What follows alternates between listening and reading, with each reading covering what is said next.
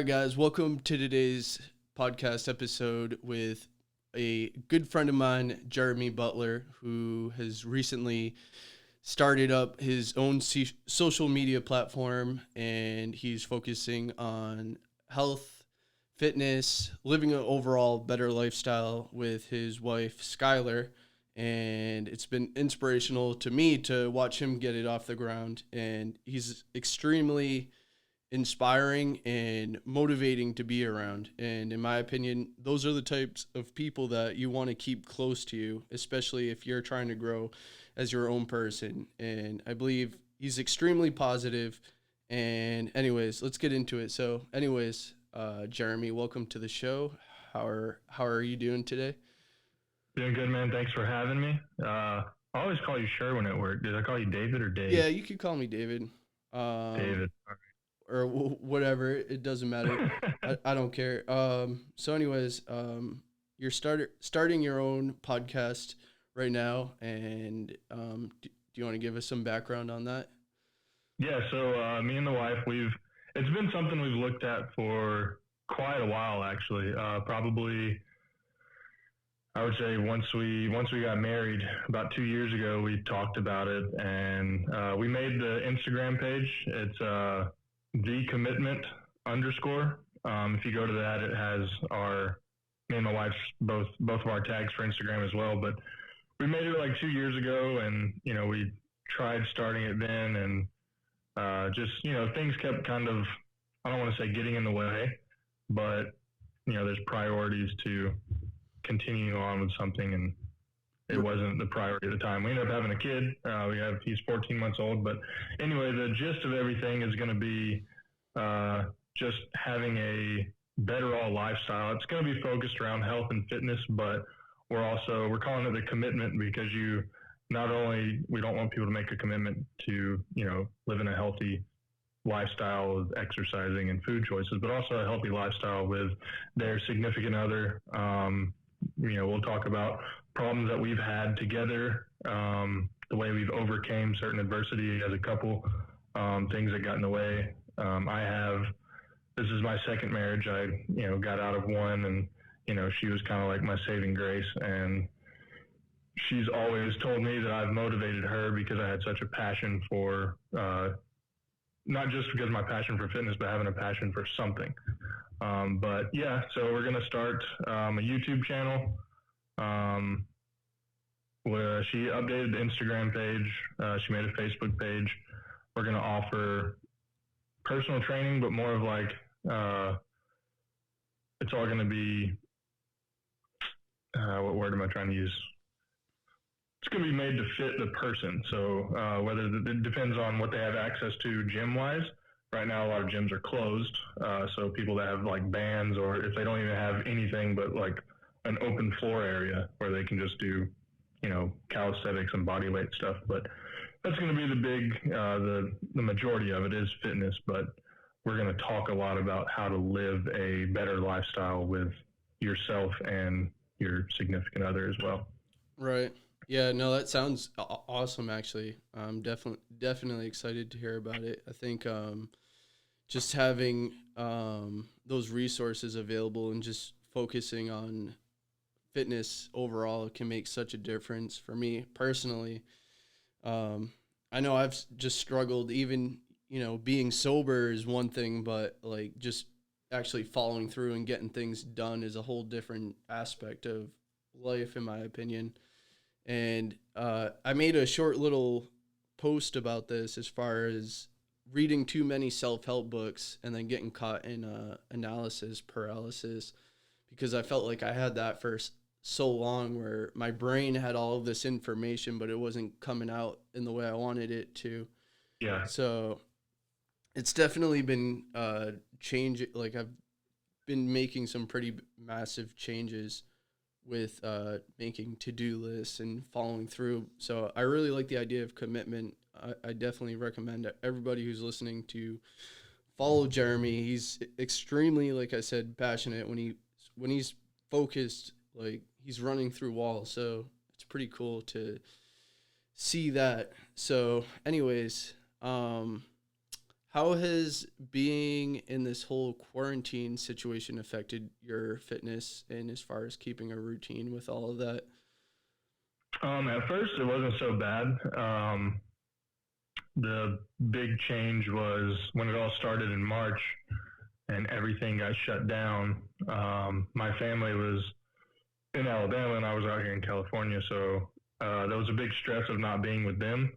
I'd planned on getting out of the military, and I ended up staying in and extending. But uh, the roommate that I was living with, they had a I don't want to say a full setup, but they had 275 pounds worth of plates.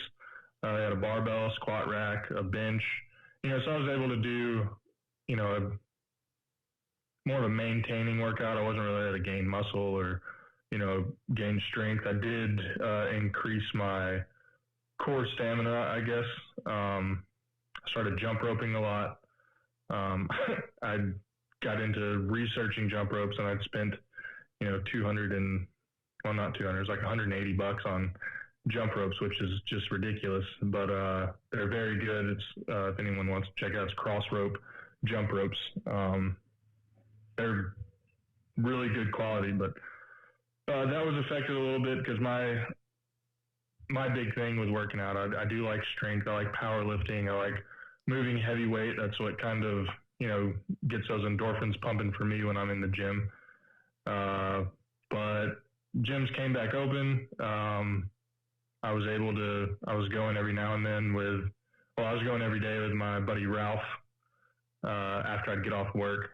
But now the wife and kid are back, so my priorities have changed. I get off work and I take care of him while she's at work. So it's kind of, my training's definitely been affected. But one thing I have learned is I can't let anything be an excuse. I have the time to go, but I haven't been taking advantage of it. So it's all on me at this point. Right. But definitely soon I'm going to kind of get back into my routine. Me and the wife are just figuring a bunch of stuff out. We're looking for daycare right now. So, yeah. Right. I think as long as I've known you, one thing that has always stuck out about you is your ability to just stick with what you're doing as far as exercising and all that. And it appears that it's deeply ingrained into your lifestyle and a good habit, honestly. So, about how long have you been working out for? Like, when did you start? How did you start? Started about, man, let's see, 2015, 14, 15. I was in Pensacola. I didn't really have a thing for fitness. Like I would go to the gym every now and then when I'd be like, oh, I'm gonna go to the gym. And that was like very rarely. And I just had some troubling times in my life that I was going through. And my buddy Danny Garza, he just told me, he was like, hey, let's go to the gym. And I went to the gym, and it became my outlet for just my therapy session on my own, just kind of going and relaxing my mind, not thinking about anything. And I was super weak at first.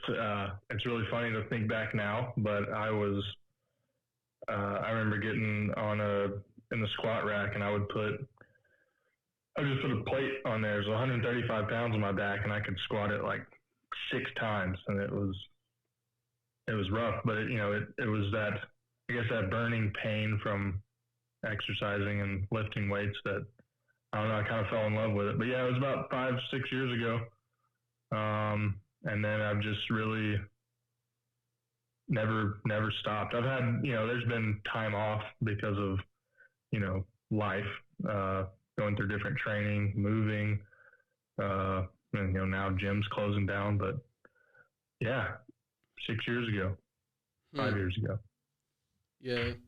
Yeah, it's pretty interesting how, like, when you have this negative energy and how much of a benefit it can become in a way. I've learned this for me personally, where you feel like I almost used to crave it, where I'd be like, man, like I'd look for negative energy just for motivation itself. Yeah. which I don't know how healthy that is to do looking back on it. I'm like, man, just doing that just because I don't know if it was worth it, but it worked for sure. And Yeah. just staying committed to whatever it is. But yeah, so it's definitely been a different environment with this whole coronavirus going on. But I've been honestly, the thing that's been really helping me is just getting outside and just going either whether it's for a run or for a walk because I feel like for me personally, my brain craves variety. Like it's so Yeah. important to me. I never realized how important variety is, but your brain craves it, and I think that it's easy to fall into depression in this whole coronavirus thing where you're kind of just you're doing the same thing that you were doing kind of before, but now you know for a fact you can't do anything about it. Yeah. And I'm always kind of worried about it, but at the same time, for me personally, I've also learned that being in these sort of situations where you can't really break out of where you're at in a way, I've always kind of thrived in that environment. It kind of brings me back a few years to being stuck uh, and just think having that idea where oh hey you can't do anything, but it's like not true. It really is going to come down to you and thinking about breaking through walls, getting through different areas of what you might be struggling with. For me Yeah. personally, like I think doing a podcast is one of the best hobbies that you can get into because something that I've learned from it, and I didn't expect this as something that I would gain from it, but just relationships that you'll gain and like people that you'll learn about, and it just like opens up another perspective on life for you. Um, so it's pretty inspiring to definitely get into that idea. As far as being in this whole quarantine deal, have you um, kind of tried to reach out to anybody as far as like bringing pulling them into this whole fitness habit? Is there any plans like as far as I guess how you're reaching out to people to kind of get them off of out of where they're at? Yeah, I'm glad you mentioned that because I was talking to my wife earlier today about how what are we going to do to get the commitment up and running. I've got she's got friends back home in Alabama and Mobile, and um, they message her all the time like, hey, can you get me some workout plans? Like, what are you doing? We're both certified. Well, my cert expired, so I'm not certified anymore, but she's certified currently. I got to get mine redone. It's just something, it's not a priority. Anyway, I get back to that. People just message her all the time for stuff. She's got a couple people that are here in California that are asking if she can, make a plan, and we'll sit up at night, before we go to bed, or before she goes to bed and I go to work, making just weekly routines, stuff to trick your muscles or whatnot. But the big thing we're gonna do once everything gets ready to come off the ground and running with the fitness page, we're going to do like the first 10 to 20 clients. We're going to give them a drastically reduced rate for a 6, 8, or 12-week program, just to have clients that we can use as a selling point. So if a lot of people don't know that are listening, the best way to get more clients is to have past clients and have a before and after or progression pictures, or just someone I follow, they call it like a, well, shoot, I can't even remember, but more or less just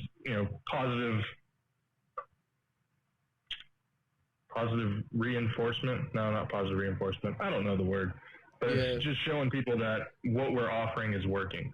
right. A buddy of mine told me, he's like, you don't get paid for your time, you get paid for your worth.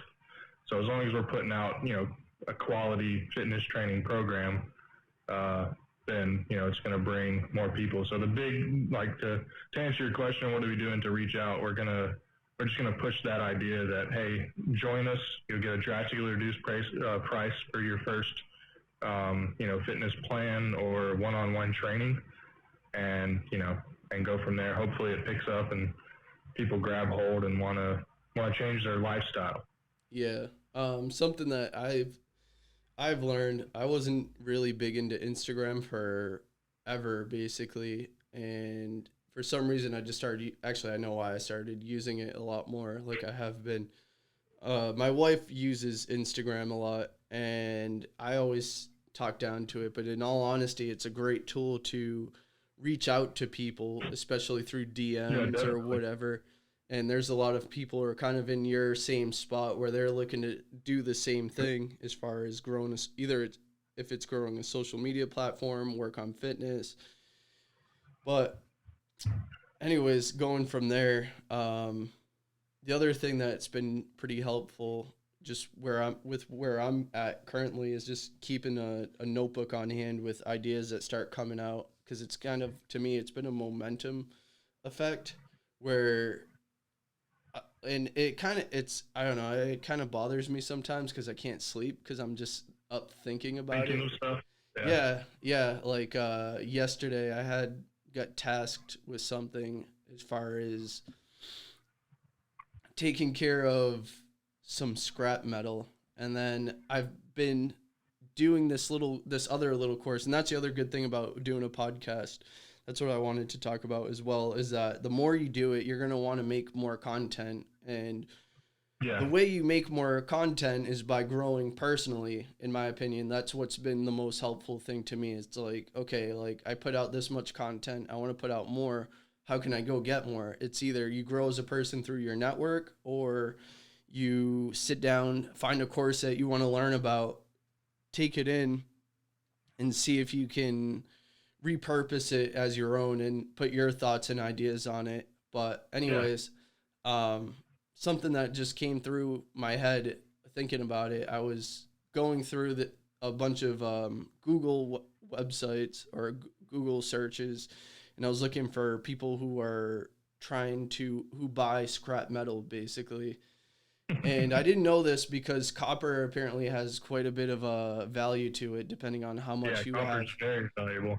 But there's also another side to this, and it's cool because it sounds like what you're doing with your wife and doing it on both fronts. Like you have her perspective where women can reach out, and then your perspective also, and men can reach out as well.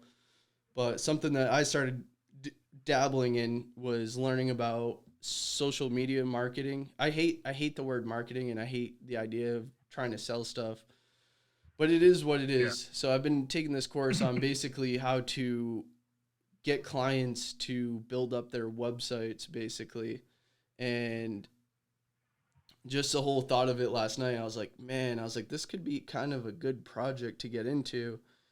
And I started thinking about it. I was like, if I bring them scrap metal, not only can I bring them scrap metal, but I can also offer them website services to improve their websites as well. I was like, man, I was like, this is crazy.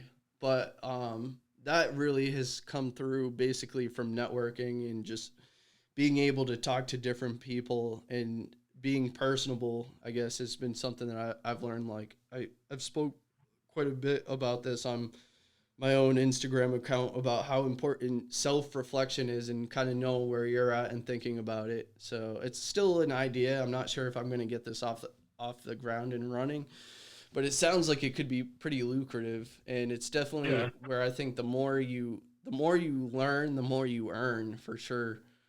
Definitely. Um, yeah, so just getting into that aspect. How are Going the back to the notebook thing, making a list, you actually got me doing that. So has it I've been been effective? just it has been effective. I've made like I don't have a lot of to do tasks during the day, Yeah. so like I started using it with Jackson first because he's I'm watching him during the day, so I set a timeline of what I have to do because I kept finding myself like he'd wake up from his nap and obviously he's hungry. And I'd be like, crap, I didn't make him any food yet. And so I started making on the to-do list. It's not a time set. It doesn't have a time frame, but as soon as he goes down for a nap, I go ahead and get whatever he's going to eat. I get it ready to make. and then an hour later is when I decide to cook it. Or if I gotta cook it, I'll cook it then. But that's one thing. And then I've got a timer on my phone set for as soon as he wakes up, it's just a quick click. So it'll, I have an hour, or after he eats, I have an hour before I'll give him a snack, or an hour and a half. Same thing when I get home and when he wakes up and stuff. So it was a big help because I feel like I don't get stressed when he's playing around and stuff, but I kind of have like a mini panic attack when I'm like, oh crap, he's hungry and I don't have anything ready. So that's helped out. And then just making like you said, when ideas come into your head, writing these ideas down. I did that last night at work. Just I started having ideas about how we want to run a website. It's not the last project that we have, but we are going to build a website that, people can click to, but how we're going to run a YouTube channel, how do we want to, play that out? What are we going to show in videos?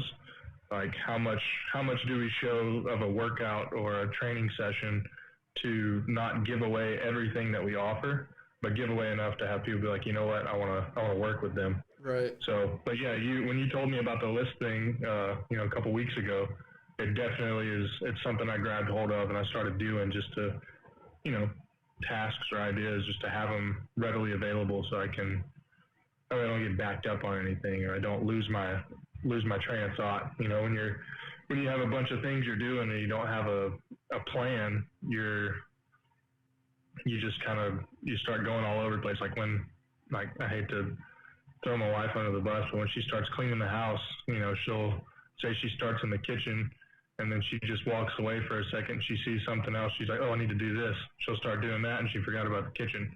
And then she'll be in the middle of that task and she'll see something else and she'll, before long she was, doing the dishes or cleaning the kitchen or whatever. And then I get home and she's, hanging up pictures, or she just started painting and she just forgot to finish the task that she started. It doesn't happen all the time, but it's something we laugh about because I do the same thing. I'll, get distracted from one task, another task popping up. Yeah, I can definitely relate. I think that's where like that daily to-do list feels so important because it's just keeping you from being all over the place. And I don't think it's bad to expand your horizon and like learn about different things and be on different things. I just think that when one portion, for instance, takes over the entirety of your time, that's toxic for sure. I think the other thing that it's definitely helps with if you guys, anybody listening is feeling like they're struggling with family time, I think scheduling, like making sure you're writing down that time to spend with either your significant others or your kids in like real quality time. And I've been pretty big on this recently, but trying to remove electronics basically that occupied time, because I personally have felt like I've been dealing with this with just looking at it. Like if I start scrolling through Facebook, I just start thinking about how much time I'm wasting on it.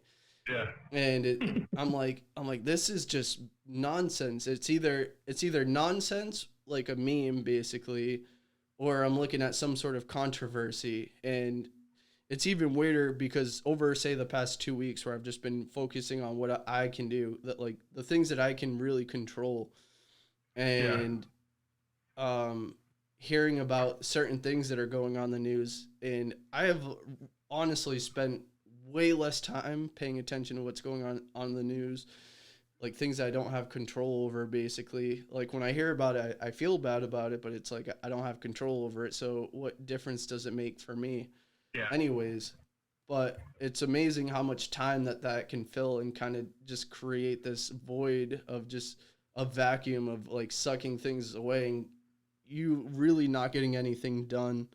What's your take on that as far as like scrolling through Facebook and seeing people like, I don't know, just doing whatever it is that they're doing and how it affects time? I am definitely one to get caught up in a Facebook video reel. I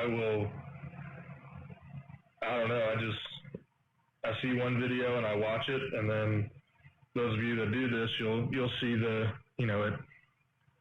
after that video stops, it automatically goes to the next one, and I'll just sit there and scroll through them looking for something funny, something entertaining. I will say most of the time that I do it at work when I'm. That's sad to say, but I work night shifts, so not a lot goes on. But I'll sit there after I've done the maintenance checks or whatever tasks needed to be done at work, and I'm basically just waiting for the next shift to show up, and I'll just go through a Facebook video reel. Definitely going to stop doing that as much. I'm going to start concentrating on. I'm going to build a bunch of different workout plans, but yeah, I've stopped. I have stopped concentrating on things in the news. That's just right now. There's a lot of negativity with the media. So I stopped paying attention to it. Stopped reading other people's posts about it because I feel in my mind I'm like there are good causes that people are voicing their opinion on, and I'm totally for that. But with them voicing their opinions, it brings negativity from the people that don't agree with their opinion. And in our world today, I feel like people don't respect other people's opinion, regardless of what it's about. Like, I will say there are a lot of opinions that I think are just so far from just being real, just decent. Like, so many people have just the most indecent opinions about certain matters, and I'm not going to divulge into what they are because I don't want people commenting on it. But it's definitely. I just feel like there's strife causes more strife. Right. There's all the negativity. It just piles on negativity upon negativity, and it's hard to look at the news right now and see any bit of positivity. Yeah. I will say that they found like 40-something, they rescued 40-something children from sex traffickers, and that's about the best thing we've heard on the news lately. So, yeah, but you know what? Maybe in a way, I guess you could look at it in almost a positive view, in that, like, if the media is constantly pumping out this bad news, like, in a way, it could be viewed positively in the fact that you don't want to look at it anymore, and really just focusing on your own life seems like a much better. It's not even a distraction, since it's something that's actually productive for you. Because, like I said, like I haven't looked at like the news. Like I'll hear people bringing up what's going on, and I'm like, what the heck? I'm like, I had no clue.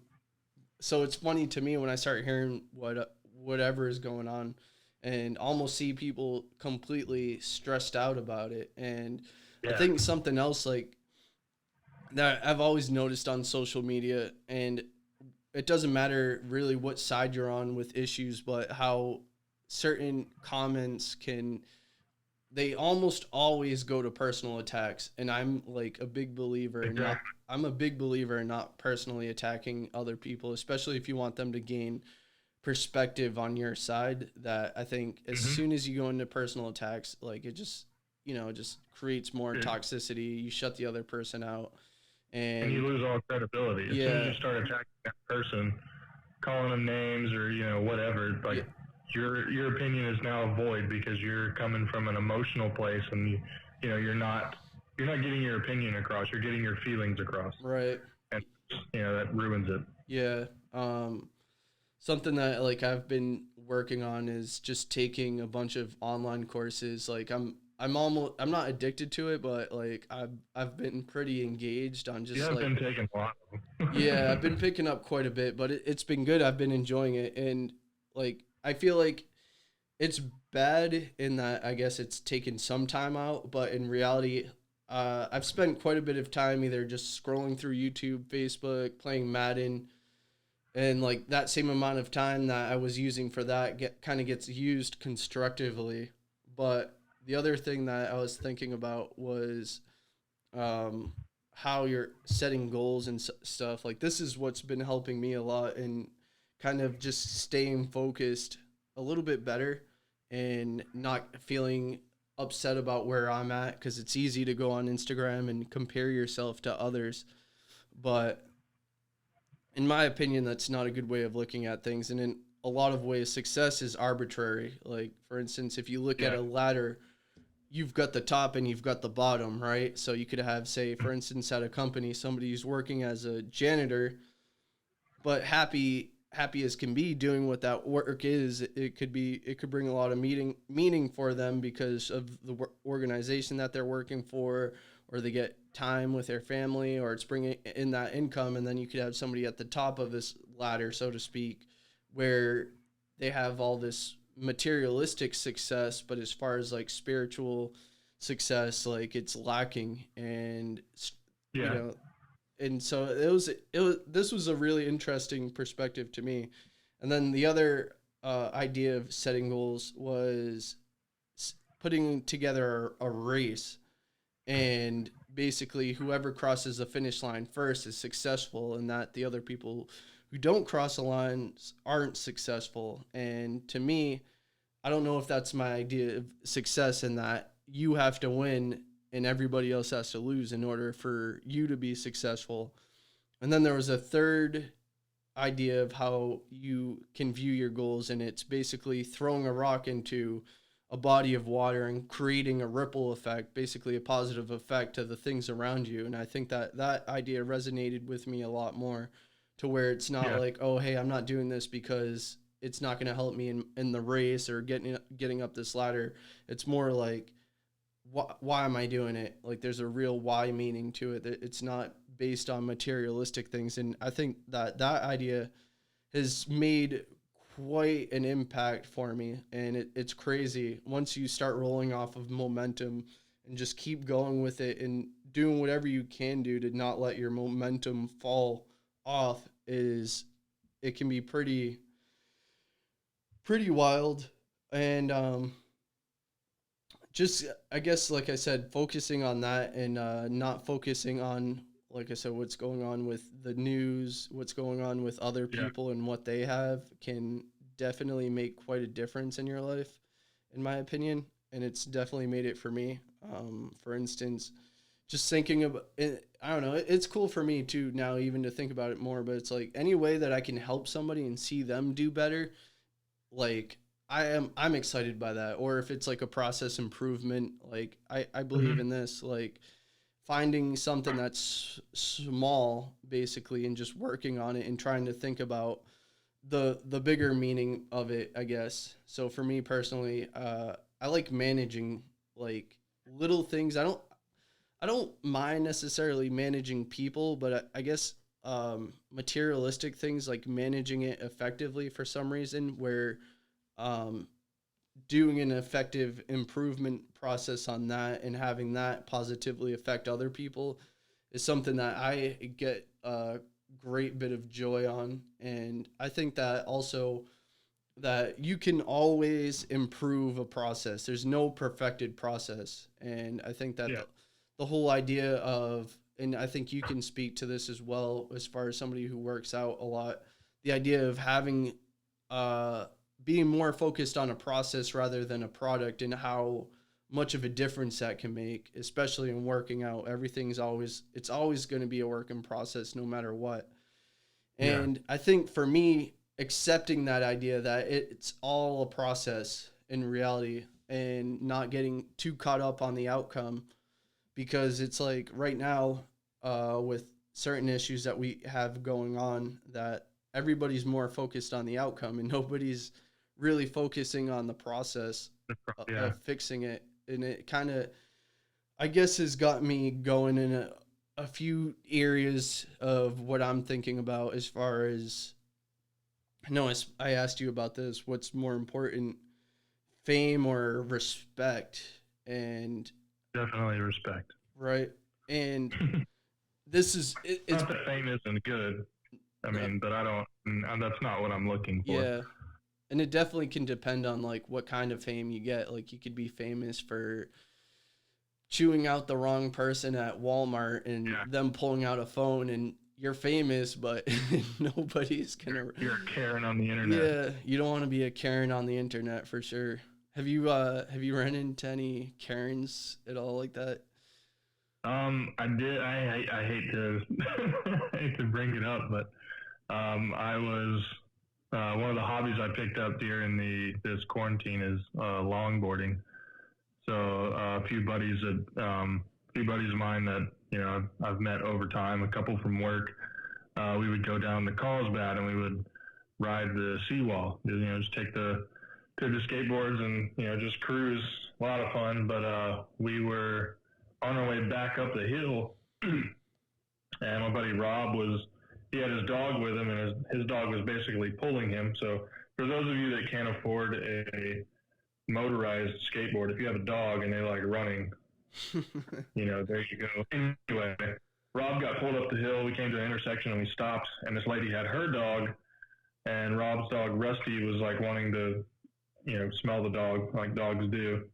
And the lady started pulling the dog away, and Rob was like, "Oh, is he not friendly?" And she freaked out, and she was like, "Y'all have a mask on. Y'all are supposed to be 6 feet away." And she lost her mind on us, and we're just standing there at the intersection. We didn't have our masks. We didn't have them on. Like I had mine. I had one of those like full face covering. I don't know what they're called. It's just like basically a sleeve. But I had it around my wrist. And Rob had his mask in his pocket, probably. I don't know. We just, we're cruising down the bike lane, basically, on a skateboard. We're not standing next to anybody for so long. But anyway, yeah, she lost her mind. That was a Karen I ran into. And, I had one lady at the grocery store. So I watch Jackson, like I've said, in the mornings when Skylar's at work. I had to go to the grocery store to get, it was my day to get groceries or whatever. And I'm in the grocery store, buggy full of stuff. Jackson's sitting in the little, riding section of the shopping cart. And this lady was like, "You should be ashamed of yourself bringing that child in here. He could get sick." And I bit my tongue. I didn't say anything, but I was like so aggravated that, she decided to state her opinion of what I do with my child. But that was another Karen. Yeah. Yeah, I've actually, I think you've done a lot better than me with Karens. I was going to Costco. I am like, my wife knows this, that I'm not a fan of Costco just because I'm normally not somebody who likes crowds too much if I can avoid them. Either. But I was walking in and then there was a Karen behind me, and my wife was coming back out to get me because she's the one who has a Costco card basically. And I had one coming up and she was like, "Get out of the way." And I was like, "Nope." I was like, "Sorry." I'm like, "You don't own the sidewalk." And I just started like, I was kind of yelling at her. I was like, "Get over it. Get over it, you old hag." And I was like, man, it's crazy how these people behave. And then I think when you return in kind, they don't expect it. So just a disclosure, if your name is Karen and you are listening, we are not referring to you. We're referring to the attitude, and Karen just fits the name Karen fits the attitude, which you may not have the attitude. I do have another funny story about a Karen, and I think it was when I was being a Karen. I think I ended up being a Karen on this one. My wife called me out on it. I was very rude. We went to this restaurant. Crack Shack here in there's one in Encinitas. Yeah. And they have like local made or local brewed or whatever sodas. I can't remember the name of them, but the regular cola that they had, it's very good. I want to say it's all natural ingredients. They use pure cane sugar, so it's just got a very sweet taste to it, but super carbonated too. So you get that little bite as you swallow in your throat or whatever. But anyway, those people getting a Coke, so I'm standing in line, and this lady walks up, and she was older, and I feel bad, because I shouldn't have said what I said to this lady, but it upset me because I was waiting to get this Coke or this soda, and she just hops in front of me, and I was like, "Oh no, don't worry, I'm not standing here waiting in line." And she just kind of turned around, and most people, I think, would have said, "Oh, I'm sorry, go ahead." And but she turned around and she was just like, "Well, since I'm already here." And, Yeah. she didn't apologize at all for totally cutting in front of me. She And I was sounds like, you like the know what? Karen. You have less, huh? I said she sounds more like the Karen than you are being. I think that's Well, I don't know. after she said, since I'm already here, and she got her, she started filling up her drink. I was like, yeah, well, you're old, you have less time on this planet, so I wouldn't want you to miss out on getting your soda right now. And it was just, it was rude. Like in my head as I said it, I was laughing, and then, but I was heated because she didn't apologize, and she got out of the way, and she just she gave me a look, and she scoffed at me, and she probably went and told her husband, this butthead guy was, talking. Telling me I'm old. Yeah, and That's then I told funny. my wife because I thought my wife would think it was funny. And my wife was like, "That was extremely rude, Jeremy. You should be totally ashamed of yourself." And I was just like, "Man, maybe I shouldn't, but I shouldn't have said it. I do agree that I should have, as my mom would say, treat others the way you want to be treated. Don't treat them the way they treat you. Something Yeah. I've grown up, the golden rule, it's in the Bible, Yeah. but I treated that lady wrong, and my wife let me know that my actions were discouraged, I guess. But Yeah, I think hold on, I'm getting like some feedback from you. I don't know if it's you or I me. might have been too close to the speaker. Yeah. I don't know. Pull it back a little bit. I can turn it down. No, yeah, I think it's good now. So anyways, I don't know. I see what you're saying with people being rude where it's like they're in a rush for something that it's like trivial. But like last night I was dealing with this. I take my dogs for a walk like every day I get home. It's like the main thing on my mind. I'm like I got to get these dogs out. I got to go walk them.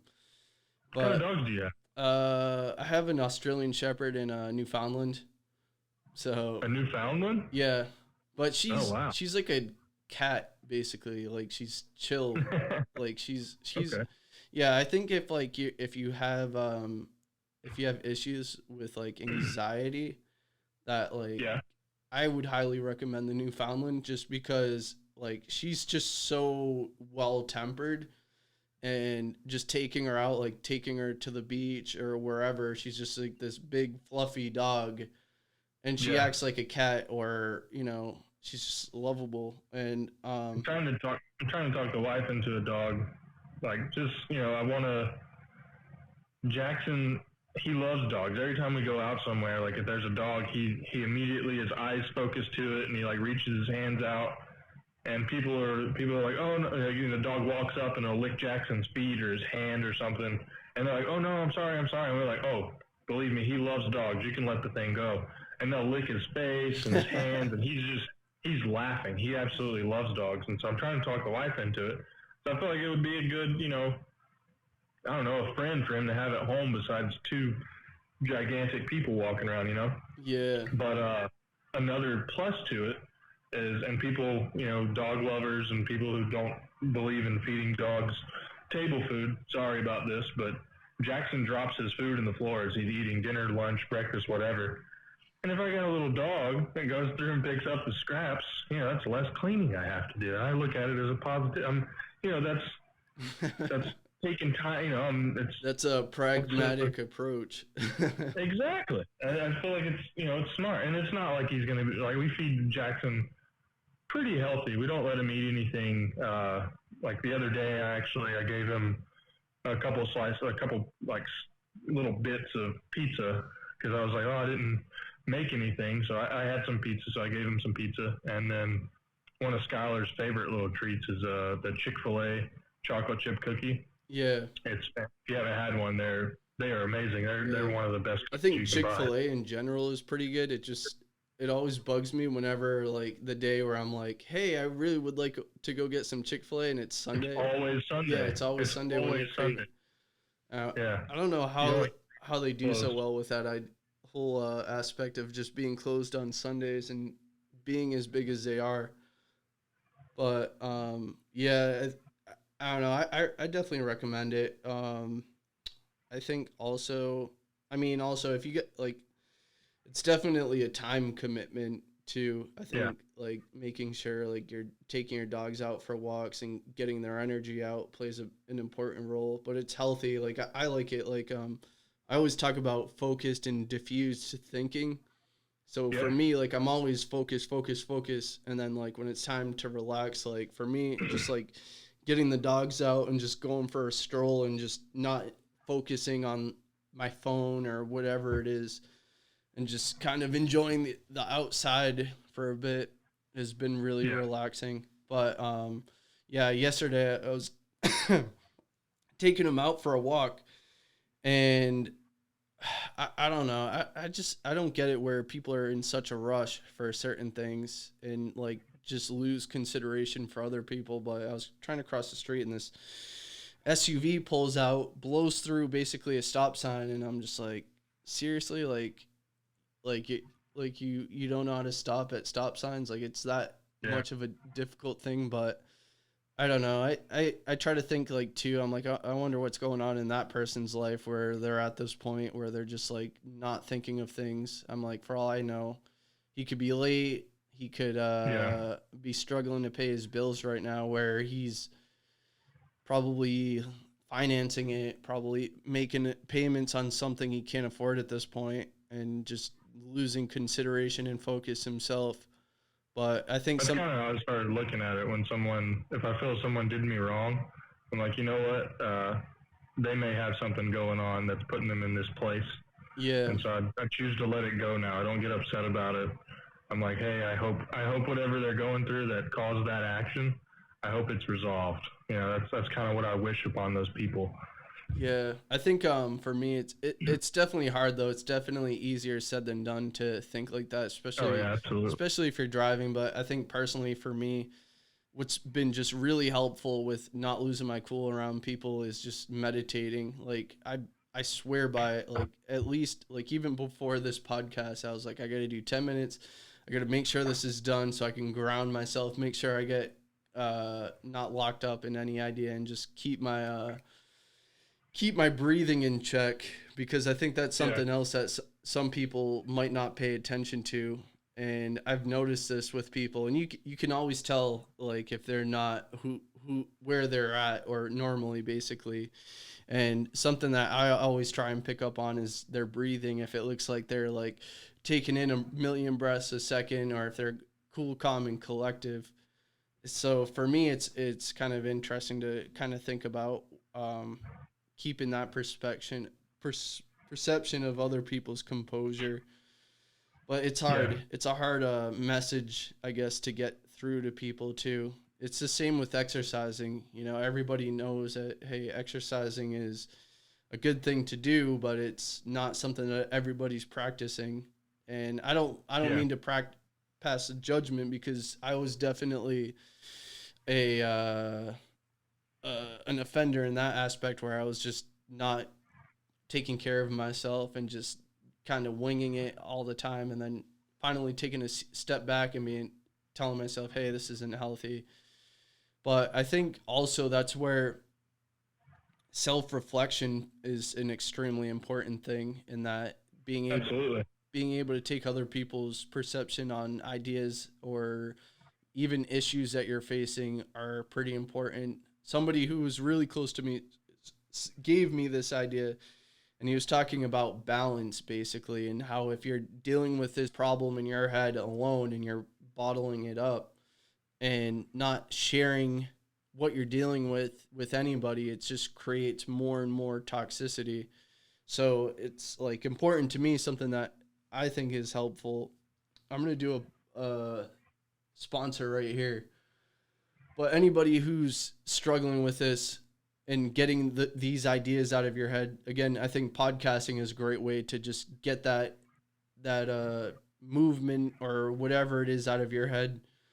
But it also will bring balance and let the other person know what's going on. And even if they can't help the situation, even if they don't have any real means, I think at least understanding take some of the burden off of you, where you're Yeah, not just thinking about it yourself, and you're saying hey to that other person.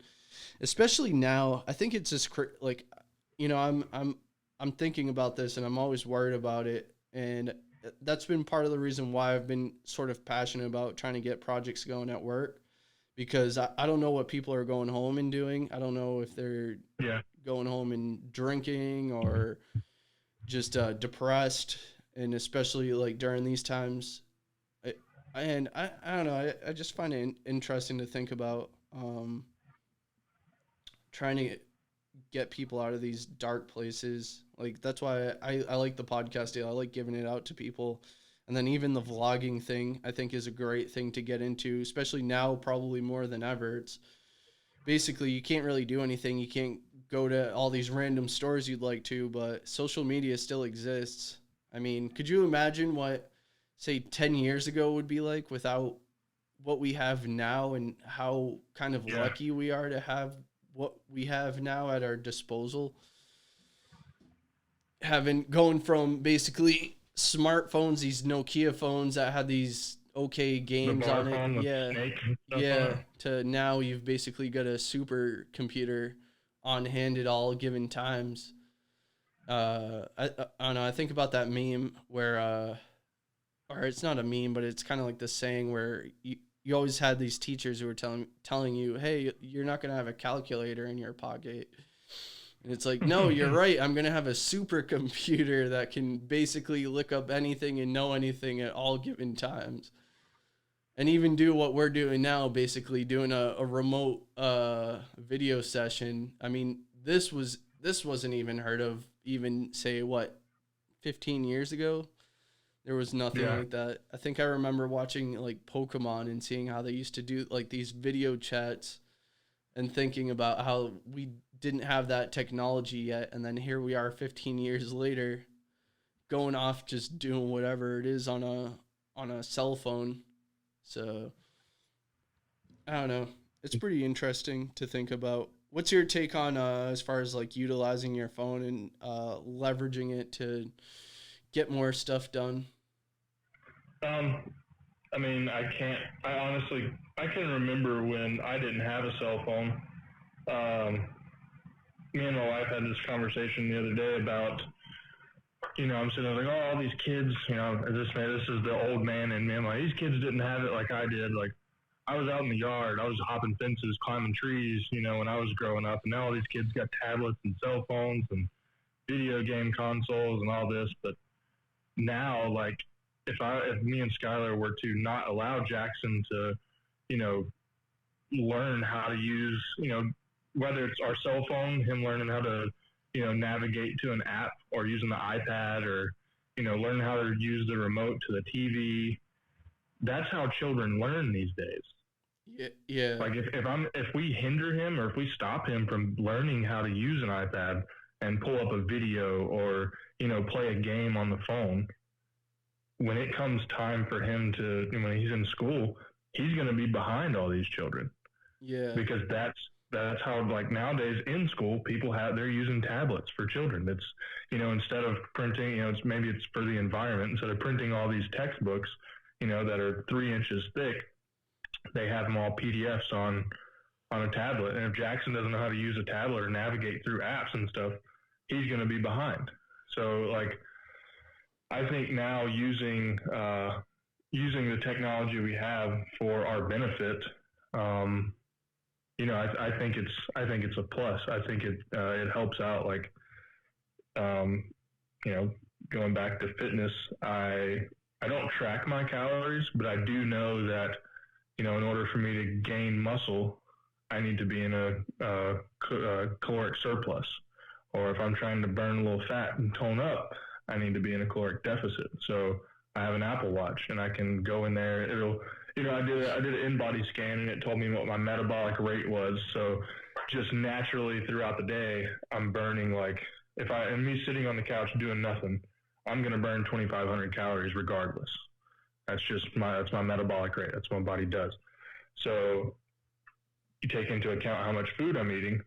I take in roughly 3,000 to 4,000 calories of food a day. I eat a lot. I'm 6'4", 240 pounds. I eat a lot of food. So you subtract the 2,500 calories. If I don't work out and I'm eating 4,000 calories of food, I'm at a 1,500 calorie surplus right now. That's not good. So I go to the gym. I can, go on my watch and hit, it'll go to the workout app on the phone, and I select strength training, and it'll start tracking my heart rate. I'm 100% positive that it is not 100% accurate on how much calories I'm burning or what my heart rate is. It's really close on the heart rate, but I don't know how well it is on knowing exactly how many calories I'm burning. But Yeah. I keep track of that, so I know how much calories I'm burning throughout the day. Yeah, I think though, I think there's definitely a fine line for myself personally, like, because my daughter, she had an iPad. I've started removing it Yeah. away from her because she was watching Netflix. I felt too much. I was like, there's too much TV in it. I'm like, I don't know what Yeah. I'm like, I don't know what these Netflix shows are showing my kid, really. I mean, yeah, I know she's watching it. She could be learning something, but I was like, There's definitely discipline to it. Like yeah, I'm not gonna let Jackson, like you said, I'm gonna take, I may give him like a couple hours a day where he's playing on the iPad. Once he's old enough to understand what I'm doing. Right now, I can put anything on the TV and he'll sit there on the floor and stare at it just because it's a things moving on a screen. But when he gets to a point where I feel like, hey, you're doing this too much, you need to, play with your toys, or go walk around the house, do some laps or something. Like, yeah, there's a discipline to it. You don't want him to be a couch potato. yeah. But yeah, I totally agree with you. Like, definitely It's not. it's It needs to interesting. be supervised watching too. Yeah, I think it's interesting now because if you think about it, we're that generation, that transition generation, basically going from Yeah. having all the old stuff to having all this brand new stuff. So we've seen the evolution firsthand, but like at the same time, like going back to like the whole reward system, getting like your dopamine fixing basically through, I think electronics is kind of not the best way to go. And I think that there's a lot of people who are grown ups dealing with this as well, which I think that might be a reason why we're dealing with depression rates, is because you can go through your phone on Facebook, see a bunch of funny things and be in a really good mood 1 minute, and then suddenly watch like another video that's controversial and feeling a whole different way. Yeah, in about an hour's time. But something that I've been extremely like putting this into my to-do list and making sure I follow through on this is just having my daughter go pick out a book. I'm like, go pick out any book, and like I'll kind of guide her through a reading process of just going like, okay, what's this say, and just seeing if she picks it up. Because something that I was kind of noticing, I'm like this is kind of lacking, and I'm like it's not, it's my own fault really for kind of letting it go on, but picking up on Yeah. it, I was like there's too much time on this iPad, and it's easy to just be fixed on that because you've got this screen with bright lights, and then going on to Netflix. How I don't know. I've never been addicted to Netflix. Like I've always seen people addicted to it. Like my family has gotten it pretty addicted to Netflix, and like my Yeah. my brother, he'll tell me about it. My niece, she's into Netflix where like they'll just binge watch for hours, and it, like for me personally, like I can't stand it. Like I don't know, like out of all the bad habits I've developed, like the one bad habit I've never gotten into was Netflix. And I think for me personally, I think it's easy to get caught into it, and I get um, I get annoyed when I feel like I'm not being productive, and I always feel like Netflix is not productive. But Yeah. I've kind of turned my tune on it. There's some shows I will watch. Like I love watching Shark Tank. There's this other show. It's called The Profit. I love Shark Tank. Have you seen the show The Profit? I haven't. I this is like my favorite show. Like if I had somebody who I would consider as somebody who I look up to, it would be this person. And I like it because I feel like it's still productive. I still like the show because it's productive. But what he basically does is he's sort of like Shark Tank, where he'll invest into a company, but usually the company's failing for certain reasons, whether it's Yeah. so he'll go through like who the people are, how they act, and one of the three things that he harps on is people, process, and product, and seeing what the issues are with the business and just trying to get to the bottom of it. And then he'll do an investment on it, but he'll usually want like 50% of the company. And it's usually hard for these people who are looking at this idea of giving up half of what they've spent their whole lives working on to somebody Yeah. else.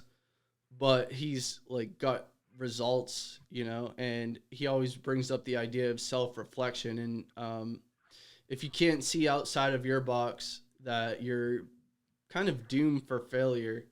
But Exactly. it's interesting though, because one of the things that, like, I don't know, I binge watch. Sometimes I'll binge watch it. Like like between my tasks of to-do lists, I'll throw that on just to get some more ideas of whatever it is that I'm doing. And something that he's really big on, like I said, is people. Where like even if the process and project is great, if the relationships between the people who are in the organizations are toxic, he'll back away from it.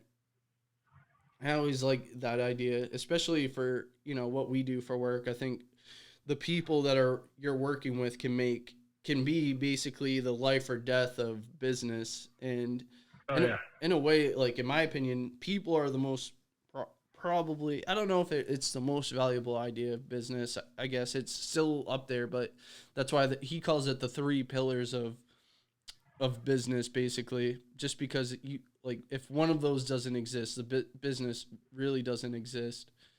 But I recommend it. Like I said, I get ideas from it for work. Maybe you will too if you check it out. But he'll go into processes and look at how, for instance, inventory is managed.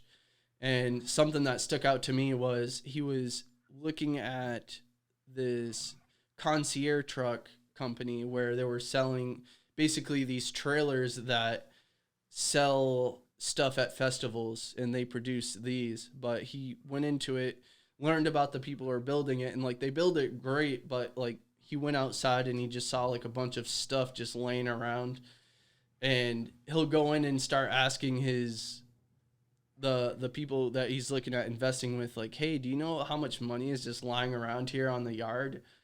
And people will just say, oh, hey, I don't know. And it gives me inspiration at work. Just like I said, I like dealing with equipment just for that reason, just to see what I can get out of it. Because like Yeah. I'll see a piece of equipment. I don't just see it as like a piece of equipment. I see it more as kind of like a uh, an investment. It's taxpayer investment where you have money sitting there, and it's like, okay, well, what can I do to get this basically asset to work to where it's producing an income like it should be? Just like how when you invest in stocks, managing your stocks correctly is important. And so I recommend it. That's just how I, like I said, take watching, and it's not even on Netflix, it's on Amazon Prime. I think that if you Yeah. can watch things that will inspire you to improve your life, I recommend that. Even like house building TV shows, I kind of like those. I'm not as invested into them as my wife is sometimes, but I like the idea of what they're doing as far as getting fixer uppers, turning it around and selling it. I always think that's pretty cool. But I think that there's also a balance, like I was talking about this morning, that too many self-help books or too many self-help courses create what I think is called analysis paralysis, where you've just got all these ideas of like, hey, I could do this, I could do that, and then suddenly you're just not doing anything. Yeah. But I don't know. I think for me right now, I it's so hard because I almost feel like I'm getting into that same cycle where I'm working on a lot of projects, and I don't know if I'd be better off just really focusing on one, to where, say for instance, I just focused on the podcast and just worked on that, because the viewership is great for me. Like I'm doing well with viewership, like my growth is there. It's just that getting in on it even more is something that I've been toying with. So I'm not sure if doing maybe 3 episodes a week could be something that would work out better for me. but I don't like to just do. Where Say it again. where do you like? So what? When you're saying doing like 3 episodes, what are would there need to be like? Would you want to do like a schedule of like different topics for like I think I said that wrong, or I'm saying that wrong. So like say you did 3 episodes a week, a Monday, Wednesday, Friday, or Monday, Tuesday, whatever. So like day one, what would be the first day of the week? Would you do like this day we're going to talk about you know topics 1 and 2, you know what I mean? Like Right. instead of Yeah, I mean that's kind of how I know a lot of that's how I've approached topics. I guess you could take this for yourself as well, but sometimes I think I think the podcasts are usually a lot better when you have somebody else on it, but at the same time, making sure you're networking and making sure you're working it out and getting it done and not just kind of not following through on it. It's pretty important. So like for us, for instance, like that's why I had that on that planner. So like if I didn't do it, I know I'd feel bad about not doing it. But yeah I think what like I was doing before and it's done okay is like that's why I said I like to take courses just to learn about things to where if I'm like, oh man, like I could definitely get like a whole podcast episode out of this idea. I'll do that.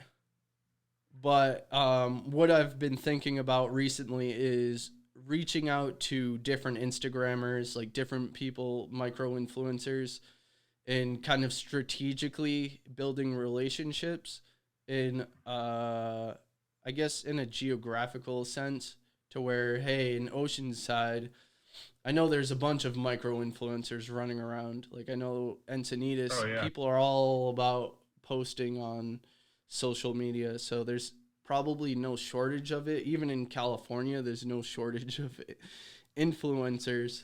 But I guess my strategy has been how am I gonna actually capitalize off of it where one, I can build the relationship and two, actually get them on the show. But it's also like a lot of time that's invested into doing that. So something that I've been working on is putting into my to-do list, spend say 30 minutes networking, whether it's, and I guess I could define that idea more of networking of, and I could even, I guess, I don't know, this is kind of me just opening up my brain on the podcast on the idea of how I might approach it, but maybe say Monday, I focus all on networking. Say yeah Tuesday would be all on getting this podcast together. Not all, but getting the podcast done. And then like in between that, more networking or marketing or advertising and working it out that way. It could be a strategic approach because there's another thing to that also. Like I said, I kind of want to open it up to more parts of the country because when I look at my yeah analytics, most of the people that are listening are in California right now. I mean, it's still hmm spread out through different areas, but most of the people, like I said, are in California. So that might be something that I start thinking about doing where it's not just, hey, I get one podcast and one podcast done because I don't want to just put out content for the sake of content. Like, I think I want to put out content that has some practical value to people. So that's kind of just where I've been at with it.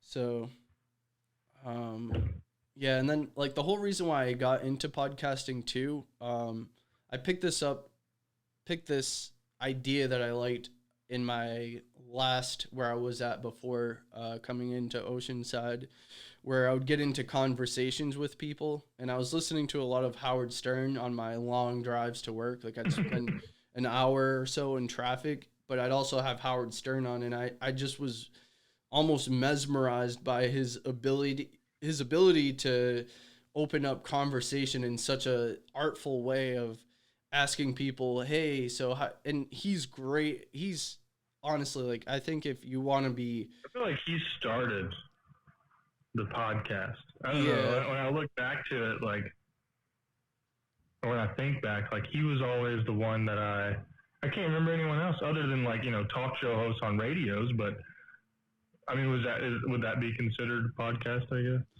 I don't know. I think, I guess the same format. yeah, it is the But same format, but I think where his success really came from was that he wasn't afraid to push boundaries, oh where my gosh, no, he wasn't. he was going everywhere and like listening to him, like some of the things that like I'd be listening to him say would just have me just crying of laughter. Like they were talking about Bill Gates, and Yeah. they had somebody impersonating somebody else. I'm not gonna say who, but they were asking him like, well, what about Bill Gates? He has this opinion on this, and the person responds, well, Bill Gates is a effing nerd, and I just like couldn't stop laughing at just the candidness of going over it. But then he has different characters on the show. I'm not sure if they're real or not. I remember I can't remember the one guy's name, but he had so Howard Stern was, he was a big name, and in radio shows or podcast talk shows on TV, like he had on E Entertainment, the TV show. Yeah. Like he would be a late night.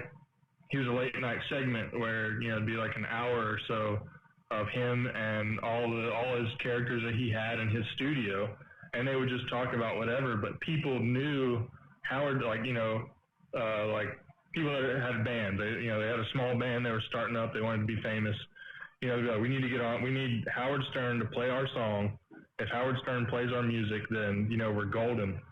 And I remember this guy came in there. I was watching it one day, and he was, I think I want to say he had like a rock band, like maybe a heavy metal band or something.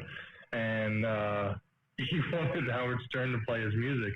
And so he's in their studio and they're filming it. And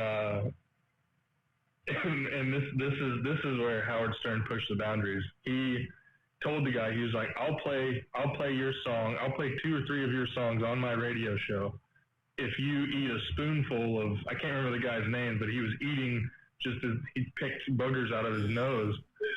And so on a spoon, he was like, you eat this spoonful, then I'll play your music. And this guy, like, it sucked that he was the one out of his band to go to the show to ask, because now he had to, if he didn't do it, he had to go tell his bandmates, like, hey, sorry, I wouldn't eat a spoonful of boogers, our music's not getting played. And so he did it. I remember all they had was Diet Coke at the studio for him to drink, and so he had a can of hot Diet Coke. It wasn't even cold. And he took the spoon, and the whole spoon, and he was just sitting here shaking, like trying not to throw up, drinking that Diet Coke. It was so gross, and Howard Stern played the guy's music, and I honestly can't remember the name of the band. But I do know it was catchy. Like it was, I listened to Breaking Benjamin is one of my favorite bands, and at the time, like that's what I listened to. They're still one of my favorite bands, but it went along with their genre, I guess. But yeah, Howard Stern definitely, I think he's a pinnacle in the podcast radio show, and he didn't really, he had like segments of, he brought guests on and he would talk to the guests about current things going on in their life.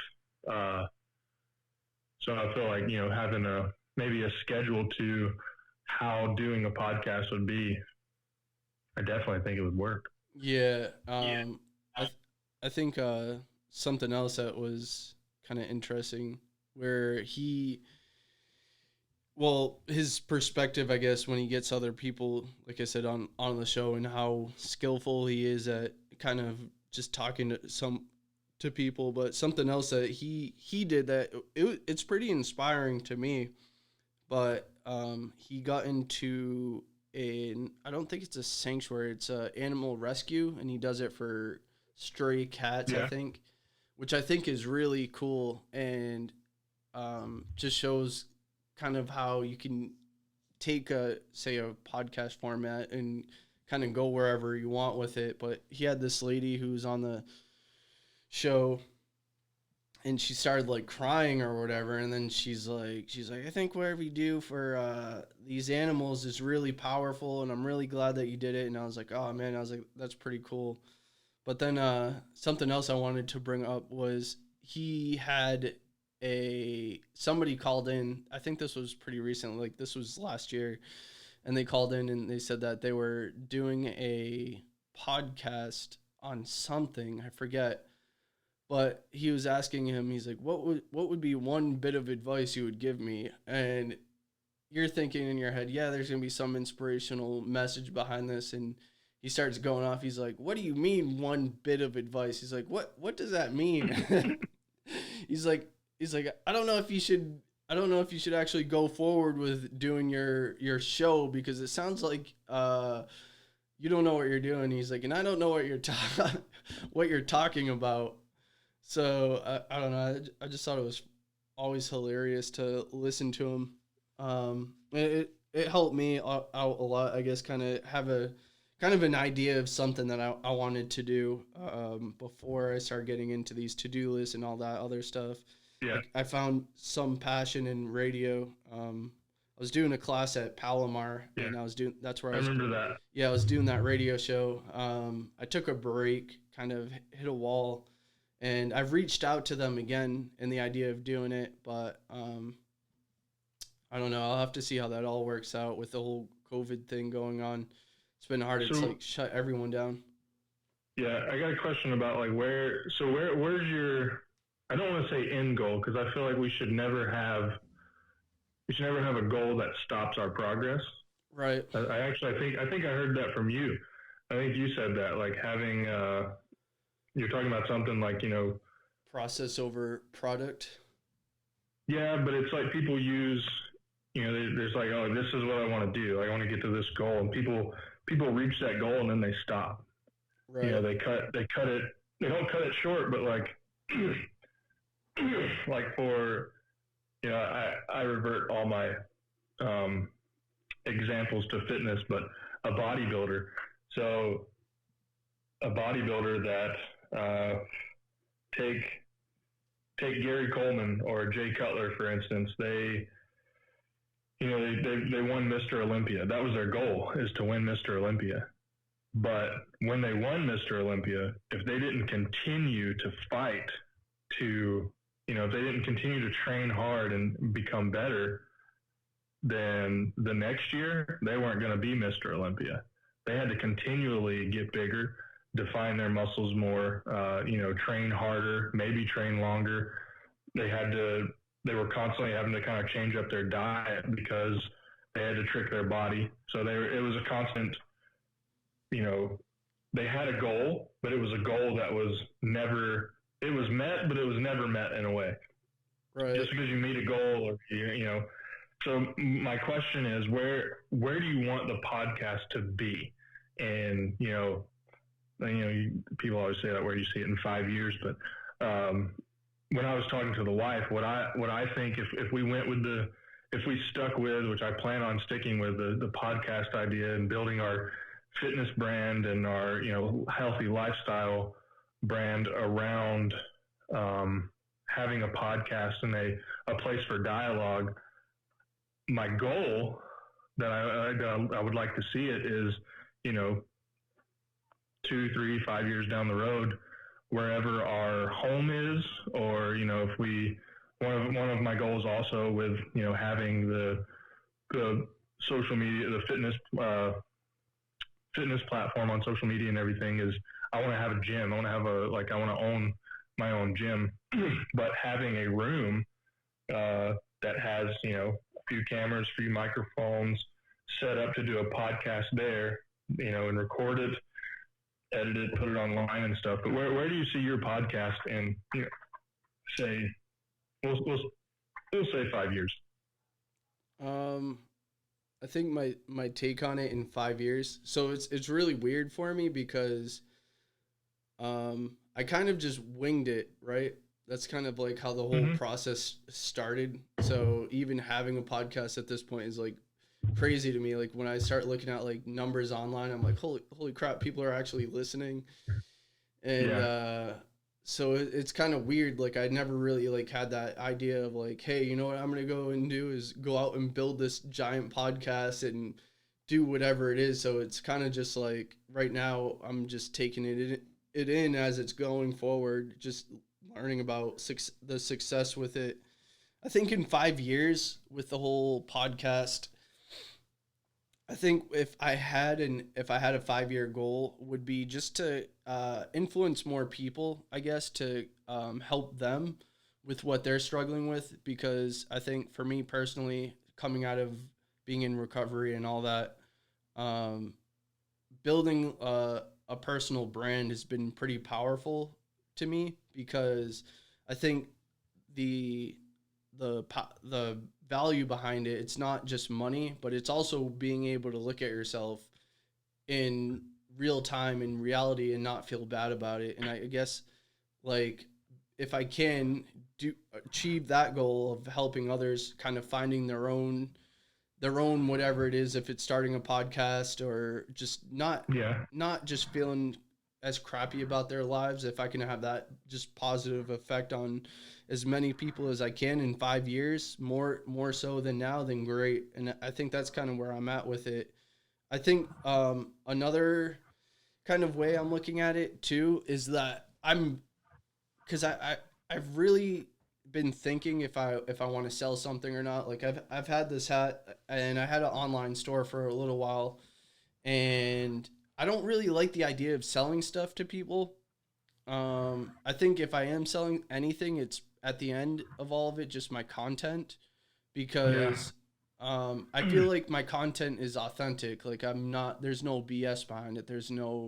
We're not. Yeah. There's no written lines. I'm not going off of a script or anything. Everything's off the cuff, and I like to kind of keep it that way. So Yeah. I don't even think we had questions wrote down for what we were going to talk about. no, no, yeah. I bet somebody might say something, but in all honesty, like I feel like this is enjoyable conversation. Like if I feel like I'm enjoying the conversation, chances are other people are enjoying the conversations. But I've Yeah. experienced podcasts where I'll be listening to them, and you can tell everything's written down by script down to the period, and it just sounds robotic to me and Yeah. not like something I'd want to listen to. So I think if like I said, I don't have an agenda. Like it's all really just to create more positivity to those around me. I think if it goes anywhere, what I'd probably do with it is leverage it into something else. I guess not that I would get away from the podcast, but if I could use that, I guess, to help other people. Actually, it's given me an idea of what to do with what I have now from the podcast, as far as not figuring out how I can use it effectively. Because Yeah. you know how there's like products that if you buy it, like a certain percentage of it goes towards some nonprofit organization. I think that could be Yeah. actually a pretty cool idea for myself, and maybe even for you, if there's some sort of cause out there that you feel passionate about donating to. I think that could be pretty cool. That could even be a podcast that I bring up, and maybe even use it as a bit of sponsorship, or at least getting their name out and just doing that to build more and more awareness for things that I think are important for people to take perspective on. Um, Yeah. yeah, and that's just kind of where I've been at with going at it. Like, I don't like to make content that I don't think would be useful to somebody. Just like when I'm making Instagram videos, I feel as though, for instance, doing the 5 goals is something that somebody would want to hear, that's practical, that they can put to use with wherever they're Yeah. at now. So I think in 5 years, if I had to really pinpoint something, I think just really having a podcast that's just extremely helpful to people, and just going that route. Yeah. Um, so that's where I've been rolling at, and trying to think about what I'm doing. Again, I'm not going to drop another sponsorship, but for anyone who's listening, if you get onto Anchor, you get sponsorships which pay you basically every time somebody listens to it over a period of time. So if you need an incentive to grow, I guess that's part of my incentive to grow, since I'm not going to lie about that. But Yeah, money is necessary in life right now. So it's like, if you're doing something that you're passionate about, try to share it. make money out of it. Yeah, Yeah. and then share that advice to people so they can, if they enjoy, maybe they enjoy the same things you do, and they can, have a monetary value to it. Yeah. Yeah, that's like I said where I've been coming from. I've had I'm going to school right now. I'm trying to do some computer science. Not just because like I like computers, but also so I can leverage my career to do other things that I want to Yeah, do. And it's beyond just the idea of a career. It's more towards, hey, I want to help people. Something that I've been talking about with my wife, and this is really into the future deal, but if things work out correctly, what I'd like to do is start building tiny homes, but they wouldn't just be tiny homes. It'd be like self-sufficient tiny homes where you put together like solar panels on it. You could put like a vegetable garden on it, so everything's really like self-sustaining. But then after that, what I'd like to do with these tiny homes is use them to help sort out, I think, what is another problem that's always talked about, but nothing's ever really done about it, is trying to do what I could to help take care of the homeless population. And I'd probably focus on it more. I think that's really like, if I can see into the future and see something that I'd really like to achieve, more than like a job and more than money, like I feel like contributing to helping out in that aspect would be something that I would feel satisfied with doing. Just be, yeah, just because it's like it's a problem that I always feel like that's talked about, but there's no real action on it. Other than like there are some good organizations that do good, like Feeding San Diego. They're good at providing food, but as far as like shelter goes, like it's always been an issue, and I think that nobody's really approaching that problem yeah, effectively. Whereas I feel like this idea makes sense to me because, for one, the upkeep on it and the way I would have it built, it would basically pay for itself. But two, it would also, like I said, take care of people who I think need help with certain situations.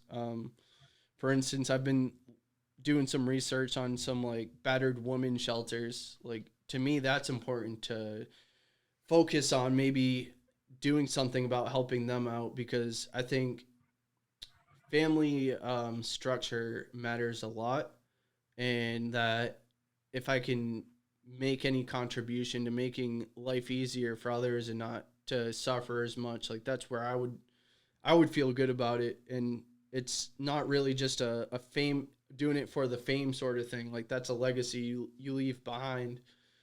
yeah, But like I said, it's a way out there project. Like it's, and that's where like my to-do list now matters a lot. If that's where I see myself going, and that's probably not, that's like a maybe 10-15 year time frame, depending on how, yeah. how effectively I move now.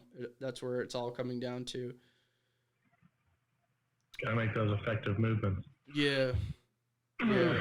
Something that I've been recently getting into, for those of you out there who might not who might be struggling to find some money for themselves, is just recycling. I think has been something that's been cool to Oh get yeah, into because for instance, I started doing this at work. I started taking the recyclings and using that not for myself, but to fund projects that are going on at work with like morale and all that. Because to me, it's yeah, like it's sustainable funding. Like you can always use that because there's no shortage of people who are drinking energy drinks or drinking water, and then turning that True. around and basically using that as an investment into um,